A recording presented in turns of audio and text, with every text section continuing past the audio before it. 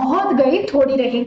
हमने already CPC के orders और सेक्शन 9 से लेके 74 को फिंगर टिप्स पे कैसे याद रखें उसके कुछ टिप्स और ट्रिक्स के बारे में बात कर ली। अब आज थोड़े और सेक्शंस के बारे में बात करते हैं। Hello and welcome to my channel. My name is Kshiti Jala और आज मैं सीपीसी के पार्ट 3, 4, 5 और 6 के सेक्शंस को फिंगर टिप्स पे कैसे याद रखें उसके कुछ टिप्स और ट्रिक्स आपसे शेयर करूंगी।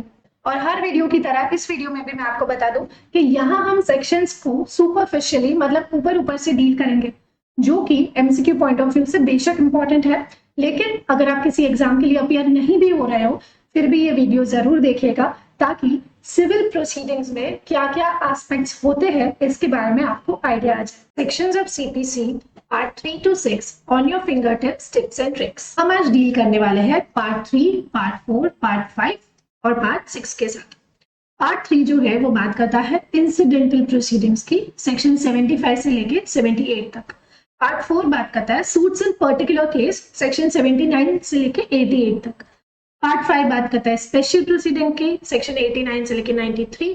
और पार्ट 6 बात करता है सप्लीमेंटल प्रोसीडिंग की, सेक्शन 94 से लेके 94 और 95। सबसे पहले हम पार्ट 3, पार्ट 5 और पार्ट 6 के साथ डील करेंगे। ये तीनों जो है वो अलग अलग प्रकार की प्रोसीडिंग्स की बात करता है। पार्ट 3 बात करता है इंसिडेंटल प्रोसीडिंग्स, मतलब मेन प्रोसीडिंग के कॉन्स्टिट्यूशनल प्रोसीडिंग्स की। स्पेशल प्रोसीडिंग्स मतलब एक डिफरेंट अलग प्रकार के प्रोसीडिंग। और सप्लीमेंटल प्रोसीडिंग मतलब जो मेन प्रोसीडिंग है उसके साथ वाला प्रोसीडिंग। सबसे पहले आता है पार्ट 3 इंसिडेंटल प्रोसीडिंग, सेक्शन 75 से लेके 78 तक। इंसिडेंटल प्रोसीडिंग में बेसिकली कमीशन की बात की है। सेक्शन 75 बात करता है power of court to issue commission. Commission जो है वो एक हेल्पिंग हैंड होता है कोर्ट का। अब 75 में एक लिस्ट दिया गया है कि जैसे किसी को एग्जामिन करना है या प्रॉपर्टी का पार्टीशन करना है, लोकल इन्वेस्टिगेशन करना है, तो इन सब के लिए कोर्ट जो है वो कमीशन को अपॉइंट कर सकती है। फिर बात आती है सेक्शन 76 की। ये कहता है कमीशन टू अनदर कोर्ट, मतलब अनदर कोर्ट से इसका मतलब है दूसरे स्टेट का कोर्ट। अब मान लीजिए कोई विटनेस राजस्थान में है, अगर उसको एग्जामिन करना है तो गुजरात स्टेट का जो कोर्ट है वो कमीशन इश्यू कर देगी राजस्थान कोर्ट को इस विटनेस को एग्जामिन करने के लिए। फिर आता है सेक्शन 77 जो बात करता है लेटर ऑफ रिक्वेस्ट की। लेटर ऑफ रिक्वेस्ट 77 और 78 जो है वो दोनों ही ना फॉरेन कोर्ट्स रिलेटेड बात करता है, मतलब फॉरेन रिलेटेड बात करता है। अब सेक्शन 77 क्या कहता है कि अगर कोई विटनेस है जो आउट ऑफ इंडिया है, ठीक है, अगर उन्हें एग्जामिन करना है तो जो इंडिया वाली कोर्ट है वो लेटर ऑफ रिक्वेस्ट इश्यू करेगी। अब यहाँ लिखा है इन ल्यू ऑफ कमीशन, मतलब इंस्टेड ऑफ कमीशन इश्यू करने की जगह वो लेटर ऑफ रिक्वेस्ट इश्यू कर देगी विटनेस को एग्जामिन करने के लिए। फिर आता है सेक्शन 78। ये कहता है कि commission issued by foreign courts. Foreign courts अगर कमीशन इश्यू करती है तो उनपे भी वही, उनके एग्जीक्यूशन के लिए भी वैसे ही प्रोविजंस एप्लीकेबल होंगे जैसे कि एक Indian court commission appoint issue करता है तब उन पे होते हैं। फिर हम आ जाते हैं पार्ट 5 स्पेशल प्रोसीडिंग, सेक्शन 89 से लेके 93। सेक्शन 89 जो है वो बात करता है settlement of disputes outside court. Court के बाहर अगर डिस्प्यूट सेटल करना है तो कौन से तरीके हैं? आर्बिट्रेशन है, मीडिएशन है, लोक अदालत है, ये वाला लिस्ट भी इसके अलावा भी है। और ये जो लिस्ट है वो दिया है सेक्शन 89 में। तो सेक्शन 89 बेसिकली इन मेथड्स की बात करता है कि अगर कोर्ट के बाहर आपको डिस्प्यूट सेटल करना है तो आप कौन से कैसे कर सकते हैं। फिर आता है सेक्शन 90 जो बात करता है power to state case for opinion of court. Court के ओपिनियन के लिए अगर आप जा रहे हो, मतलब फ्रेंडली सूट जो हमने देखा था ऑर्डर के वक्त, ऑर्डर 36 में फ्रेंडली सूट की बात करता है कि कोर्ट का ओपिनियन मांग रहे हो आप बेसिकली किसी चीज में। फिर हम आते हैं सेक्शन 91। अब देखिए सेक्शन 91 और 92 जो है ना वो हेडिंग वाइज इंपॉर्टेंट है।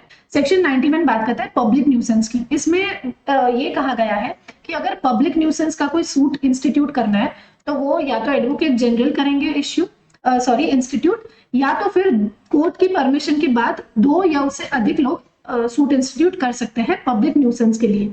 वैसे ही सेक्शन 92 बात करता है पब्लिक चैरिटीज की, कि अगर पब्लिक चैरिटीज में कोई ब्रीच हो गया तो उसके लिए भी ये लोग ही सूट इंस्टीट्यूट करेंगे और रिलीफ मांग सकते हैं।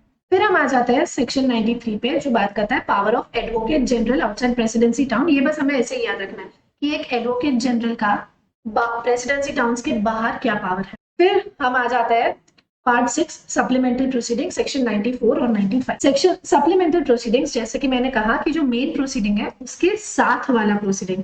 अब सेक्शन 94 बात करता है सप्लीमेंटल प्रोसीडिंग्स। वहां कहता है कि अगर डिफेंडेंट आ नहीं रहा उन्हें अरेस्ट करो, अगर वो सिक्योरिटी नहीं दे रहा उनकी प्रॉपर्टी को अटैच करो, अगर वो परेशान कर रहा है इंजंक्शन ले लो, टेम्पररी इंजंक्शन, या उसे प्रिजन में डाल दो, सिविल प्रिजन में। तो ऐसे कोई भी इंटरलॉक्यूटरी, इसके अलावा भी जो भी इंटरलॉक्यूटरी ऑर्डर्स है वो कोर्ट पास कर सकती है और इसे बोलते हैं सप्लीमेंटल प्रोसीडिंग्स। यहाँ पे भी लिस्ट दिया गया है कि कौन से प्रोसीडिंग्स आते हैं इसके अंदर। इसके साथ सेक्शन 95 ये बात करता है कि मान लीजिए कि कोर्ट को ये लग रहा है कि जो प्लेंटिफ है उसने इनसफिशिएंट ग्राउंड या विदाउट रीजनेबल ग्राउंड डिफेंडेंट को अरेस्ट करवाया या उसकी प्रॉपर्टी अटैच करवा दी या इंजंक्शन ले लिया, तो वो प्लेंटिफ को बोल सकते हैं कि आप डिफेंडेंट को कॉम्पेंसेट करो। लेकिन इसके लिए डिफेंडेंट को एप्लीकेशन डालना पड़ेगा कोर्ट को कि आप प्लेंटिफ को बोले कि मुझे इसके लिए कंपेंसेशन दे। अब हम वापस से पार्ट 3, पार्ट 5 और पार्ट 6 को रिवाइज करते हैं। पार्ट 3 में आता है सेक्शन 75 से लेके 78। तो 75 बात करता है power of court to issue commission, 76 बात करता है कमीशन टू अनदर कोर्ट, 77 बात करता है लेटर ऑफ रिक्वेस्ट की, और 78 बात करता है फॉरेन कोर्ट्स के कमीशन की। पार्ट 5 में आता है 89 से लेके 93। तो 89 बात करता है आउटसाइड कोर्ट डिस्प्यूट कैसे सेटल करोगे, 90 फ्रेंडली सूट की बात करता है, opinion of court, 91 public nuisance की बात करता है, 92 पब्लिक चैरिटीज की बात करता है, और 93 बात करता है power of advocate general outside presidency town. फिर लास्ट, इस सेगमेंट का लास्ट पार्ट 6 जो बात करता है सप्लीमेंटल प्रोसीडिंग्स की। 94 बात करता है कि सप्लीमेंटल प्रोसीडिंग्स कौन से हैं, और 95 बात करता है कि अगर इनसफिशिएंट ग्राउंड पे अरेस्ट, अटैच, इंजंक्शन कुछ लिया हुआ है तो कंपेंसेशन की। अब हम आ जाते हैं पार्ट 4 पे जो बात करता है सूट्स इन पर्टिकुलर केस। आप यहाँ ये देख पाएंगे कि यहाँ पे जो बाय एंड अगेंस्ट गवर्नमेंट है, एलियंस है, इंटरप्लीडर है, तो ये हमने ऑलरेडी ऑर्डर में डील किया था। 27 से लेके जो 36 वाला सेगमेंट था वहां हमने ये डील किया था। तो फर्स्ट है by and against government, section 79 से लेके 82। फिर है by aliens, by and against foreign rulers, ambassadors and boys against rulers of former Indian states, वहां आता है सेक्शन 83 से लेके 87B। और लास्टली इंटरप्लीडर सूट सेक्शन 88। ये वाला जो सेक्शन सेगमेंट है, ये पूरा जो सेक्शन 83 से लेके 87B ये इतना इंपॉर्टेंट नहीं है, लेकिन हम फिर भी इसे थोड़ा डील कर लेंगे। पहले आ गया by and against government. Section 79 बात करता है suits by and against government. Basically ये कहता है कि अगर आप गवर्नमेंट के अगेंस्ट सूट फाइल कर रहे हो तो उन्हें संबोधित कैसे करेंगे। जैसे अगर सेंट्रल गवर्नमेंट के अगेंस्ट कर रहे हो तो यूनियन ऑफ इंडिया लिखेंगे, और अगर स्टेट गवर्नमेंट के अगेंस्ट कर रहे हो तो स्टेट का नाम लिखेंगे। फिर आता है सेक्शन 80। ये बहुत ही इंपॉर्टेंट सेक्शन है, हेडिंग वाइज भी इंपॉर्टेंट है और इसके अंदर कई सारी ऐसी चीजें हैं जो इंपॉर्टेंट है। सेक्शन 80 बात करता है नोटिस की। ये कहता है कि अगर आप किसी गवर्नमेंट के अगेंस्ट या किसी पब्लिक ऑफिसर के अगेंस्ट उनकी ऑफिशियल ड्यूटी के लिए सूट फाइल करना चाहते हैं तो आपको उन्हें 2 महीने का नोटिस देना है सूट फाइल करने से पहले। और नोटिस देने के बाद आपको, आप जब प्लेंट फाइल कर रहे हो तो उसमें आपको स्टेटमेंट भी लिखना है कि आपने नोटिस डिलीवर किया था या एटलीस्ट नोटिस उनके पास छोड़ा हुआ था। इसके अलावा भी सेक्शन 80 में कई सारी चीजें दी गई हैं नोटिस के रिलेटेड, तो this is an important section.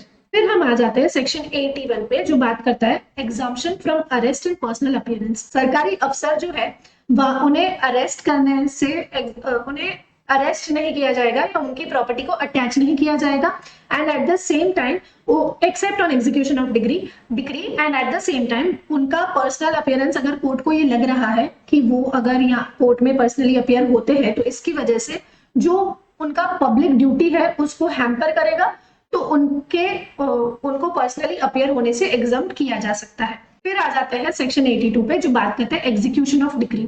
यहाँ ये कहा गया है कि एक बार जब डिक्री पास हो गई तो उसके बाद आपको 3 महीने तक वेट करना है। अगर 3 महीने तक डिक्री अनसेटिस्फाइड रहती है तो ही आप जाके एग्जीक्यूशन के लिए अप्लाई करेंगे। नोटिस में 2 महीने की बात है और एग्जीक्यूशन ऑफ डिक्री में 3 महीने की बात है। फिर आते हैं एलियंस, फॉरेन रूलर्स, उस पे। अब देखो सेक्शन 83 जो है वो बात करता है व्हेन एलियंस में सू।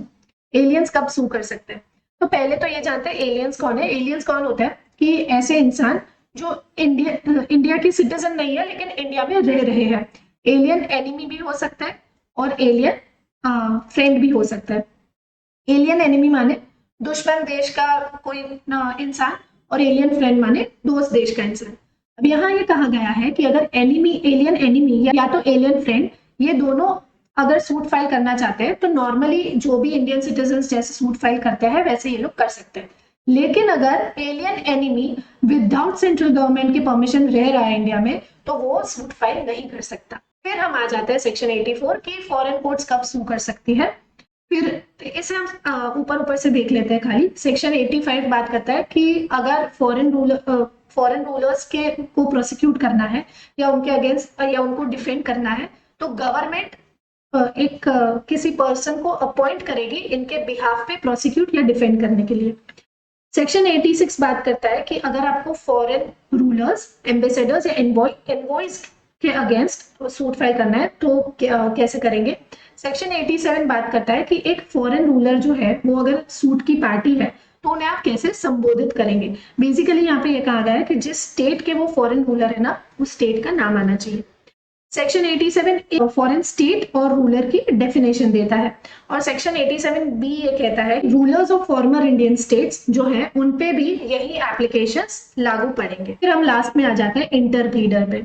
सेक्शन 88 ये हमने देखा था ऑर्डर 35 में। इंटर प्लीडर सूट बेसिकली कौन होता है। Inter pleader is party without interest.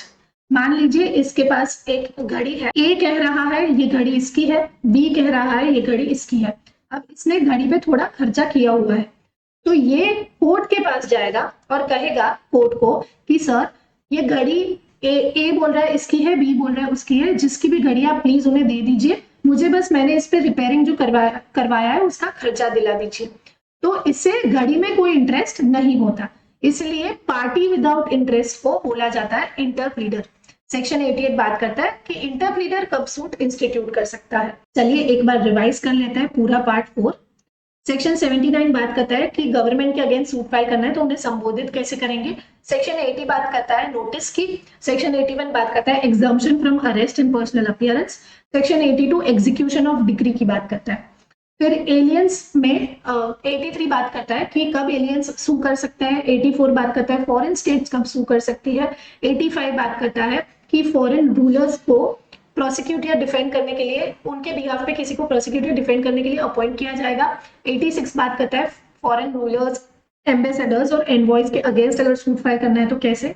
87 बात करता है कि एक फॉरेन रूलर अगर सूट की पार्टी है तो उन्हें कैसे संबोधित किया जाएगा। 87 ए डेफिनेशन देता है फॉरेन स्टेट की और रूलर की, और 87 बी कहता है कि जो फॉर्मर इंडियन स्टेट्स है उनके रूलर्स है उन पे भी वैसे ही प्रोविजंस लागू पड़ेंगे जैसे कि फॉरेन रूलर पे पड़ते हैं। और लास्टली इंटरप्लीडर सूट की बात करता है सेक्शन 88 कि एक इंटरप्लीडर माने party without suit, party without interest suit कब इंस्टीट्यूट कर सकता है। चलिए रिवाइज करते हैं। सेक्शन 75 बात करता है power of court to issue commission. 76 बात करता है commission to another court. 77 letter of request की बात करता है, और 78 कमीशन बाय फॉरेन कोर्ट्स की बात करता है। फिर 79 बात करता है कि अगर गवर्नमेंट के अगेंस्ट आप सूट फाइल करना चाहते हो तो उन्हें कैसे संबोधित करेंगे। सेक्शन 80 बात करता है नोटिस की। सेक्शन 81 बात करता है एग्जाम्पशन की from appearance and arrest. Section 82 बात करता है एग्जीक्यूशन ऑफ डिक्री की।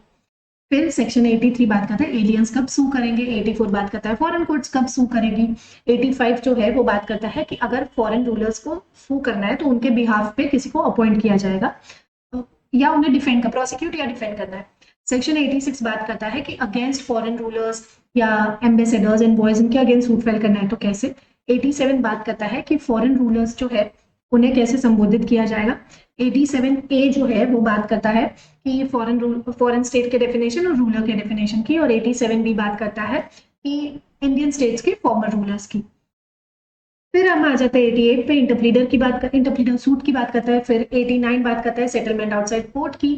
90 बात करता है फ्रेंडली सूट की, ओपिनियन ऑफ द कोर्ट। 91 बात करता है पब्लिक न्यूसेंस। 92 बात करता है पब्लिक चैरिटीज। 93 बात करता है exercise of power of advocate general outside presidency town. Lastly 94 बात करता है सप्लीमेंट्री प्रोसीडिंग्स की, और 95 बात करता है compensation if arrest attach on insufficient grounds.